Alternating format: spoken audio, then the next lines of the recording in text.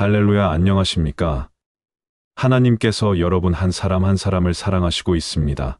우리가 믿고 의지하는 하나님은 생명 주시는 하나님, 은혜 주시는 하나님, 상처 입은 영혼을 싸매시고 고치시고 치유해 주시는 하나님이십니다. 그 하나님께서 예수 그리스도 안에서 온 세계의 만민들과 화해하셨습니다. 할렐루야. 저는 오늘 로마서 5장 16절로 21절 말씀, 아담의 죄와 예수 그리스도의 구원의 의미, 이러한 제목을 가지고 여러분들과 하나님의 말씀을 나누도록 하겠습니다. 우리가 사는 이 세계의 문제는 많은 문제를 거론합니다. 그런데 성경에 따르면 아담 안에 있는 죄로 인하여, 아담 안에 있는 죄라고 하는 것은 이 온 세상 안에 죄가 들어와서 이러한 많은 어려움과 좋지 않는 상황을 가져온 것입니다. 그 전에는 인간의 죄가 얼마나 심각한지 몰랐습니다. 그런데 세계 1차 세계대전, 2차 세계대전, 이런 것들이 일어나면서 그 전에 우리 인간의 노력과 경건함과 성실함으로 이 세상의 유토피아, 하나님의 나라를 가져올 걸로 생각했습니다. 그런데 그 세계대전을 통해서 인간이 얼마나 타락하고 부패한 존재인지, 죄로 오염되어 있고 죄가 사람 안에 있다고 하는 이런 것들을 보게 되었습니다. 그것은 칼 바르트라고 하는 신학자가 이러한 자유주의 신학의 문제를 진단하고, 그러므로 그 방향으로 가지 않고 하나님의 긍휼과 은혜를 구하는 방향으로 그가 신학을 하게 되었고, 이러한 신정통주의 신학이 참으로 이 시대의 어떠한 대안으로 이렇게 나타나고 있습니다. 그것은 이 죄의 문제를 해결하실 수 있는 분은 오직 예수 그리스도 한 분이라고 하는 것을 그가 제시하고 밝혔기 때문입니다. 그래서 우리가 이 세계 역사가 흘러감과 아울러 이 역사 안에 문제가 있습니다. 우리가 살고 있는 우리나라에도 지금 문제가 있고 여러 가지의 갈등이 있습니다. 이런 모든 것은 어디에서 기인하고 있느냐? 사람 안에 들어와 있는 죄로 인하여 이러한 불편한 상황이 계속 우리 앞에 전개되고 있습니다. 그래서 우리가 거시적으로 이 세계의 역사를 보아도, 또 하나의 한 민족과 한 나라의 운명을 보아도, 또 한 사회, 또 한 가정, 또 한 개인의 모든 문제를 보아도 이 죄라고 하는 이 문제로부터 모든 문제가 발생하고, 거기에서 불편한 상황이 오고 서로 다투게 되고 싸우게 되고 전쟁하게 되고, 이런 심각한 문제가 있습니다. 우리 한반도의 이러한 분단의 문제도 알고 보면 죄로 인하여 우리는 여러 가지의 많은 역사적인 것, 어떤 공산주의와 민주주의의 어떤 진영, 사회주의와 자본주의의 진영, 이러한 것들을 논할 수 있지만, 성경에 따르면 모든 이러한 국가 간의 갈등, 민족과 민족 간의 갈등, 또한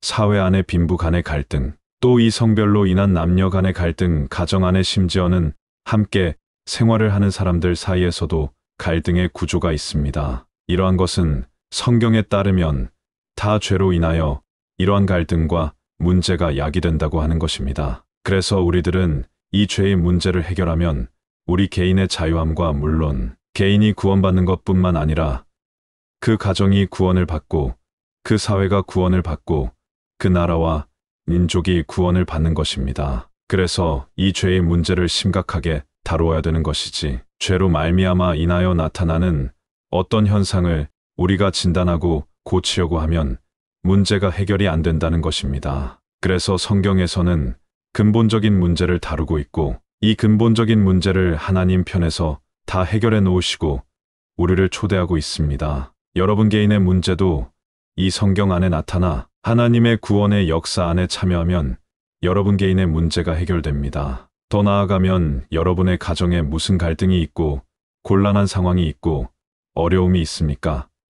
이 죄의 문제, 사람 안에 왕노릇하고 있는 이 죄의 문제를 해결하면 그러한 갈등, 가정 안의 갈등이 끝나고 평화가 오고 서로 사랑하고 협력하고 위로하고 격려한 그러한 차원으로 완전히 바꿔지는 것입니다. 그래서 우리가 성경에서 기록한 이 죄라고 하는 것의 심각한 문제를 우리가 진단하고 올바르게 알 때, 이 사회에 지금 우리나라만 해도 진보냐 보수냐, 우익이냐 좌익이냐, 사실 우리나라는 좌익들은 없어요. 그런데도 서로 치열하게 갈등하고 반복함으로 우리 국민들이 어려움 가운데 있습니다.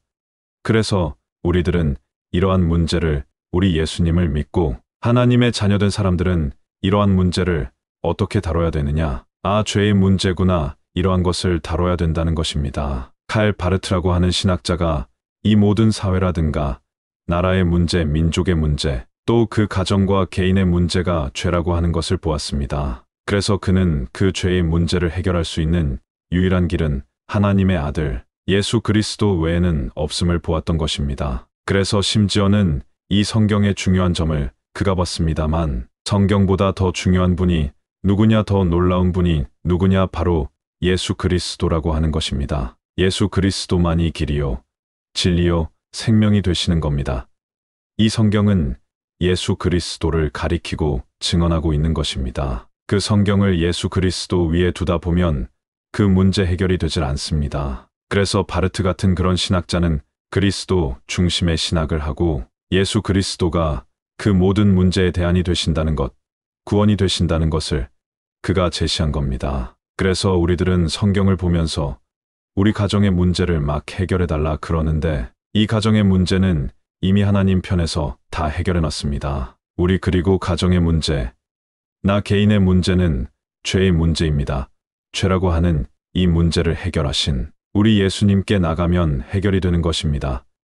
여러분의 개인의 문제도 해결이 되고 여러분의 가정의 문제도 해결이 되고 더 나아가면 우리 사회, 우리나라와 민족의 그러한 역사, 이러한 것도 해결이 되고 유대인과 이방인들의 이러한 갈등도 해결이 됩니다. 우리 예수님께 그 모든 답변이 있고 그 예수 그리스도, 우리 주님은 이미 그 모든 일을 다 성취하시고 하나님 보좌 우편에 앉아 계시고 우리 가운데 은혜를 베풀어 주시고 있습니다. 오늘 성경을 통해서 말씀을 나누고자 합니다.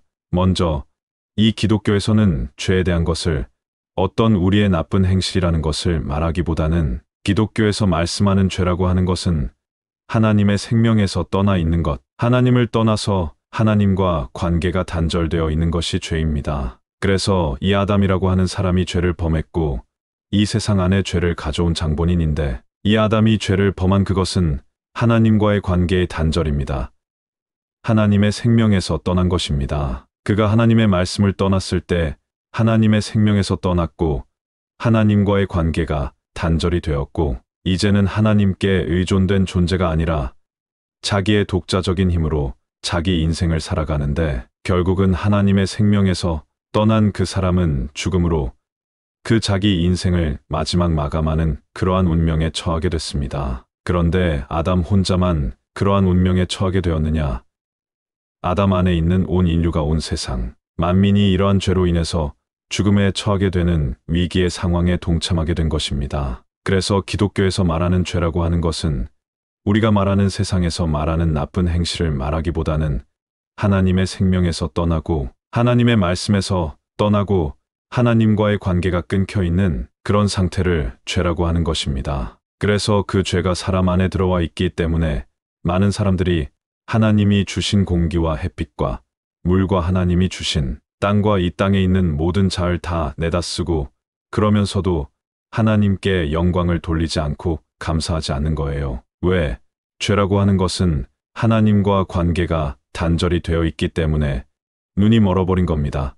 마음의 눈이 멀어서 전능하신 하나님, 영광의 하나님을 보지를 못하고 자기의 인생을 가는 거예요. 자기가 사는 거, 이 땅에서 뭘 잘 살고 이러면 되는 것 같은데 이 사람은 하나님의 생명에서 떠난 사람은 모두가 죽음으로 가게 되고 하나님의 심판을 받아야 되기 때문에 사실은 사람들이 살아보려고 합니다만 다 죽음의 길로 끝나게 됩니다. 이처럼 이 죄라고 하는 기독교에서 말하는 죄는 하나님과의 관계를 단절한 이렇게 생명에서 떠난 하나님의 말씀으로 살지 않고 하나님의 말씀을 떠난 이러한 상태를 죄라고 하고 그 죄의 결과는 죽음인 것입니다. 이러한 인간의 문제가 이렇게 심각해져 있기 때문에 많은 사람들이 하나님의 사랑과 은혜를 받고 있습니다. 지금 이 땅에 사는 모든 사람은 하나님의 사랑과 은혜를 받고 있는 거예요. 어떠한 사람도 하나님의 은혜가 없이 하나님의 사랑을 받지 않고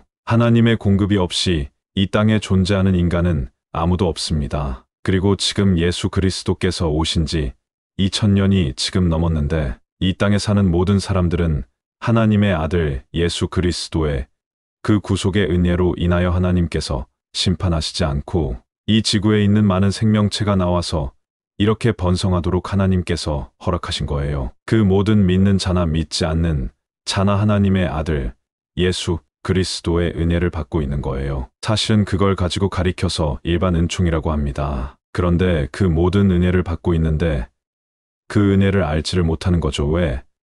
죄로 인하여 영적으로 죽어 있기 때문에 죄가 오게 되면 이 죄라고 하는 것은 영적인 죽음을 말하는 겁니다. 결국 아담이라는 사람이 죄를 범했을 때 하나님의 말씀을 떠났는데 그가 사실은 영적으로 죽은 거예요.